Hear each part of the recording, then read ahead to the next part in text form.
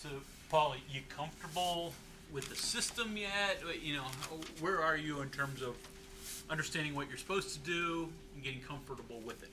I'm not gonna lie. At first, I was kind of lost. I didn't know what was expected of me. But once I kind of started getting in the flow and watching film, it kind of developed over time. So far, I feel pretty comfortable. I still got to learn a lot. So just taking my time with it. What's different here than other stops that they ask you to do? Say it again. What's different here than some of your other stops and what they ask you to do? Well, I mean, I've had a lot of success at Harcum, Manhattan. Like I started at both schools.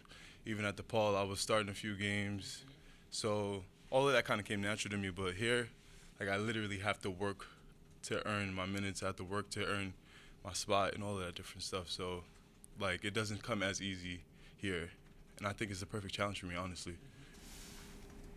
Paul, you were talking about the journey you've been through, the number of schools that you've gone through, and now you get to this final chapter, so to speak. One last year. What goes through your mind as that chapter is beginning to it's going to start tomorrow night? It's surreal. I mean, I think about it every day, honestly. One of the GAs here told me on our first practice, he said, this is going to be your last practice of college basketball. And when he said that, like, that kind of, like, woke me up a little bit. And it made me realize, like, this is my last go-around, so I have to give it my all, or, I'm going to look back regretting not giving my best. So it's definitely a lot to think about, but I realize that thinking too much is only going to make things worse. So I'm just going to do what I do best, play my hardest, and leave it all out there. Manhattan, right? DePaul, now West Virginia. You've had to acclimate yourself to 3 different places. What are some of the challenges that you have to go through to try to fit in with the team, particularly as quickly as you have? I think that's probably one of the main challenges that I've had, as far as like getting acclimated all over and all over again. It was easy during AAU, but like when you're in college, like things are a lot more concrete. But something that I've struggled with was trying to learn the system, learn the plays. That's something that I've always struggled with. But I realized that one thing about me is I'm very process-driven. I may not get it at the beginning, and I may feel a little insecure in the beginning process, but I know, and then even here, like, I was struggling with the plays and all that different stuff, and now I feel more secure about, like, how I feel about the offense and stuff like that, because I know to myself, like, I'm process-driven. I have to go through the process. Of course, it's not going to be easy to start, but eventually it's going to come to me. Whenever you move on, you have to have an open mind. Right. It's clearly here you had that open mind and say, okay, well, I got to accept different ways of doing it, because I'm sure what you were taught at Manhattan was different maybe a little bit than DePaul and what they're teaching here, right? Definitely. I mean, I have to give credit to the coaches that have coached me in the past. They've definitely built me up to be the player that I am today. So I have a solid foundation, I think. But I just look at it as a new step and a new challenge. So, I've learned a lot through my experiences, but it only comes with more challenges. So I look at it as just that, What's the biggest challenge been for you here? Here, I would definitely learn the plays. More sets? Is it more offensive sets? Well, so for like, we do a lot of different motion stuff, and I think the thing about Hugs is that he expects you to just be a player, do what you do best, And I've never really had that, I'm a player, but I don't really, I'm very structured. I do well within a structure, within a system. I think that's why I had a lot of success at Manhattan. It's because when something was ran, I knew exactly what to do, what angle to cut, and etc.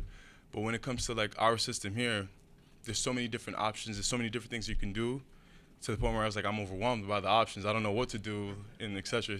So, but once I've relaxed, it's taking me a lot of time, but I just kind of have to develop the comfortability with it. So I just kind of let things be comfortable. I'm allowing myself to be more comfortable with making mistakes and discovering who I am as an actual player, which I've never had the opportunity to do. Last thing here with DePaul, a lot of high ball screen stuff. Is that what they did a lot of? You see a lot of that today in college basketball itself. Yeah, I think at DePaul I discovered that I was actually really good at setting screens. faking screens and Alright. all that different stuff. So yeah, that's definitely at DePaul. I mean, we do a lot of the screen stuff here, so So that I could applies just here. basically just apply what I've learned at DePaul and bring it here. Speaking of volleyball, Yeah. is that transferable offense, defense? You said Is volleyball? any of that transferable for your offense, defense, the skill to play volleyball? Yeah, definitely. I played volleyball my senior year in high school, and like at first, when you first see me playing basketball, you would think like this kid probably not gonna play college. This kid's not going anywhere with basketball. But playing volleyball has probably been the best thing I could have done for myself for basketball, though, because it worked on my hand-eye coordination, it worked on my footwork, it worked on my timing, all this different stuff. So it's weird that I was able to apply that to the game of basketball, because like now I'm looking at somebody coming to the basket as just the volleyball going up. So I'm going straight for the ball, not worried about who's coming to dunk it, you know what I'm saying? So it definitely helped. Have you ever played for a coach that demands rebounding as much as Bob Huggins? Yeah, I mean, at DePaul, Okay, I mean, so they was saw that- how well of a rebounder I was, Okay. and they said, we need you to do that more, you know? So also at Manhattan, too, like I was able to snatch a couple boards, and once the coach realized that this is what I'm good at, he wants me to do that more, so yeah. I mean, he values it. I mean, whenever he talks about it after the game, usually that's the first place he looks or talks about. Yeah. Is that carrying over to you guys understanding how much he values rebounding? Yes, definitely. We had a scrimmage against Dayton. I was not weak side, and all I heard was the buzzer, so I got out. And then that's when it kind of clicked. You know, I was saying before that, you know, I was able to start at Manhattan, start at Harcum, start here and there.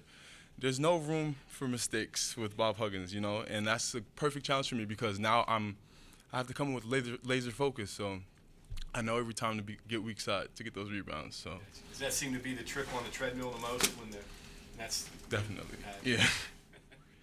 Those trips are not fun. Going back, if you don't mind, you didn't pick up basketball until late. Were you volleyball up until then, or did you? No, so I didn't play any sports from 7th through 11th grade year, mid 11th grade year, and to what some people believe was random, I just decided to play basketball, and then very raw to the sport, didn't know much about it, didn't even know how to play honestly, and then I think all I could do was dunk, and then once I started playing, I was uncomfortable at first, and then I realized that over time, like I was getting better. So that's when I developed like me being process driven. So once I kept playing in sports, and once I kept, you know, I also did track as well.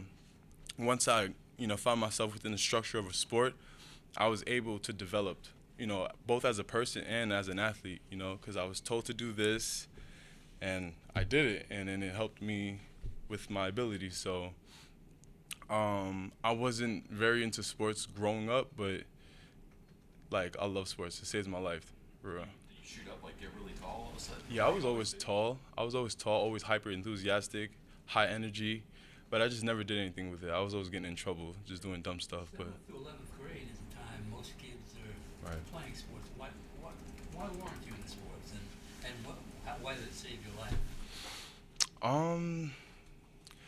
It's really not that I wasn't into sports. I was just always doing other things. I was like a bad kid. I was just all over the place, bouncing off the walls.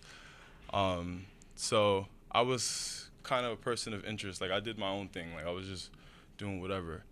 And then eventually things like life started happening.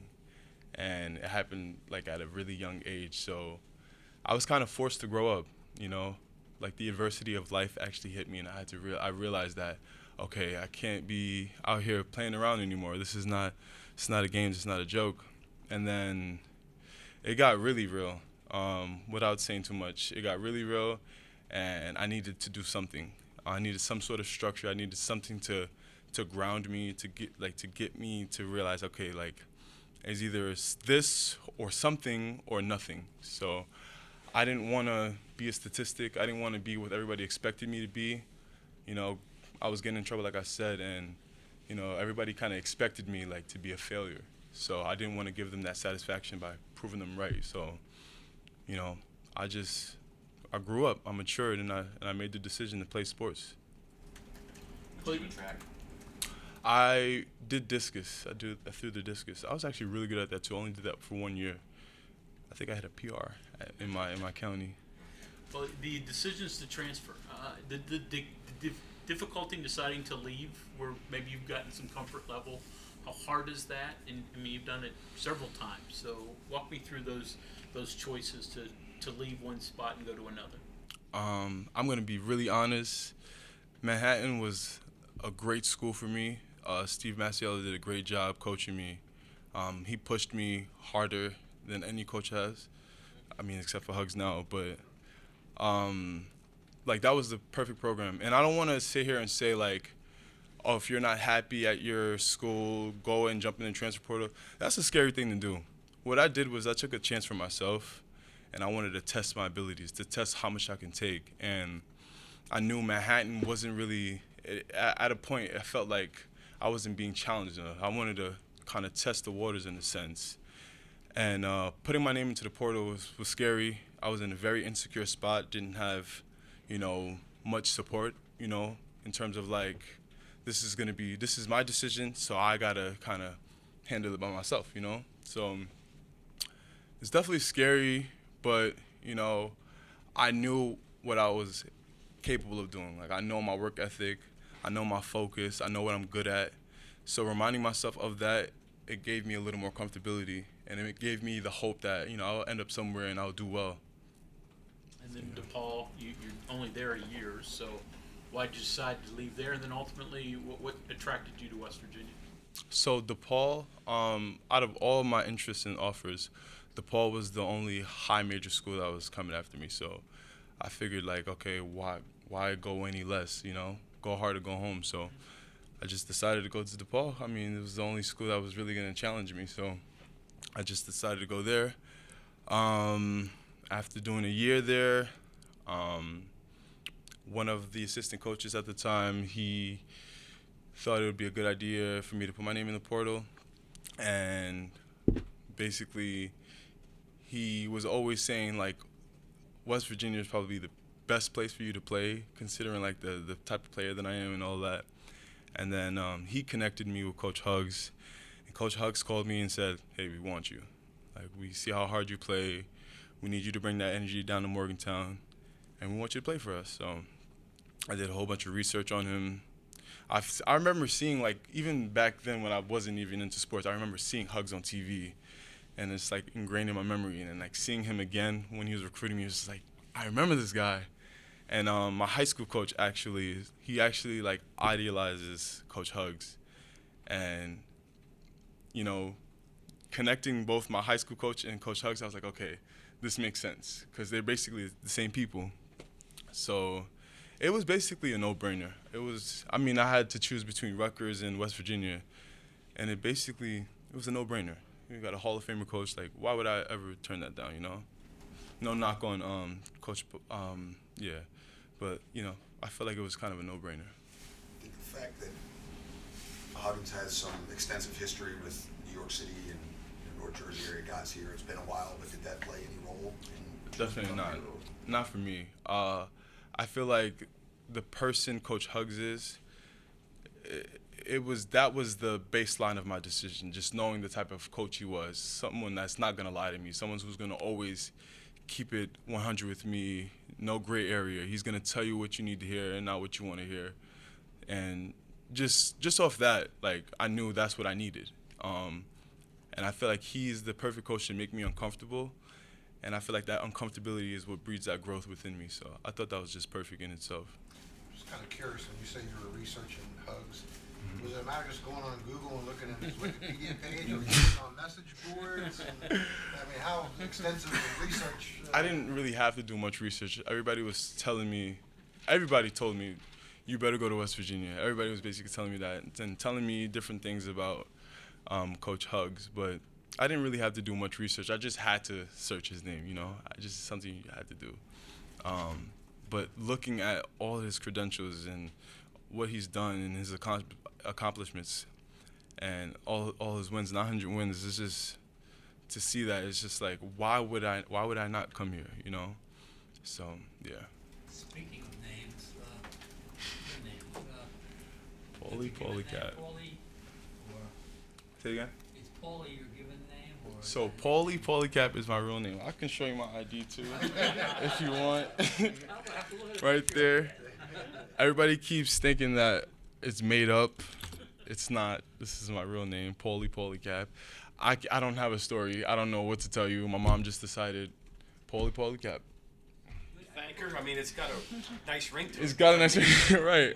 It's Of the ball. I mean, yeah. I mean, can't go wrong with it. I love it. memorable. Yeah. I usually lie and tell people my middle name is Paul, but just to mess with them. But Junior. Junior, yeah. So, Paul, one last question. So, you researched Hugs. You heard about his reputation. Now that you're here, is the reputation what you thought it was going to be? How is the real Hugs compared to the online Hugs?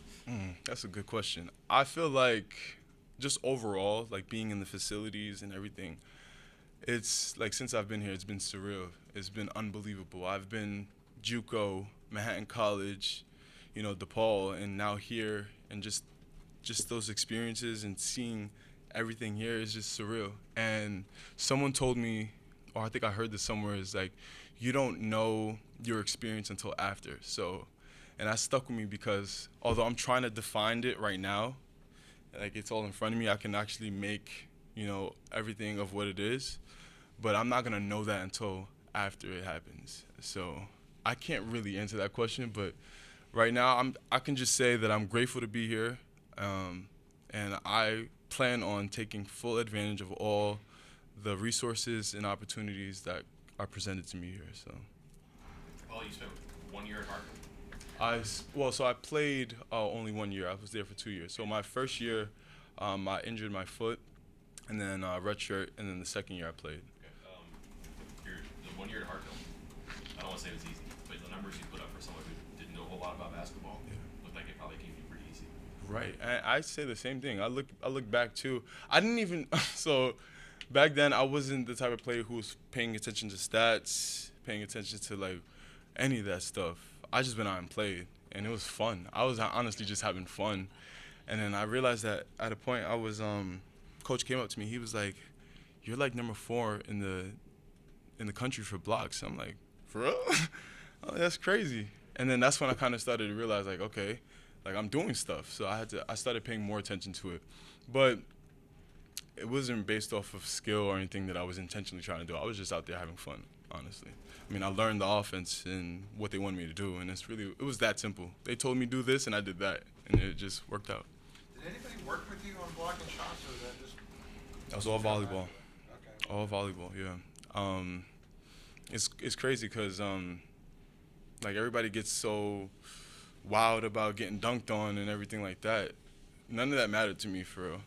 I just wanted the dramatic effect of blocking a shot, like, and I felt the crowd, after a block shot, the crowd and the energy that I get from that is so satisfying. So